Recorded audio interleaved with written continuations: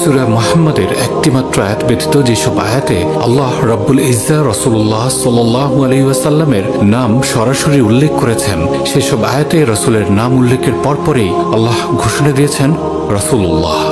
যেমন আয়াতগুলো লক্ষ্য করুন। আর মুহাম্মদ আল্লাহর একজন রাসূল মাত্র, আল ইমরান 144। কিংবা মুহাম্মদ তোমাদের কোনো পুরুষের পিতা নয়, তবে আল্লাহর রাসূল ও সর্বশেষ নবী, সূরা আহজাব আয়াত 40।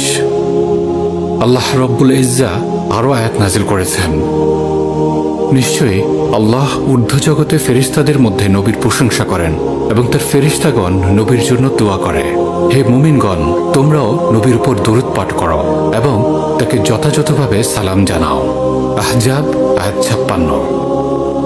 আল্লাহ মুমিনদের সরাসরি আদেশ করেছেন রাসূলুল্লাহ সাল্লাল্লাহু আলাইহি ওয়াসাল্লামের স্মরণ, সালাম এবং দরুদ পাঠ যথাযথ সম্মানের সাথে করতে।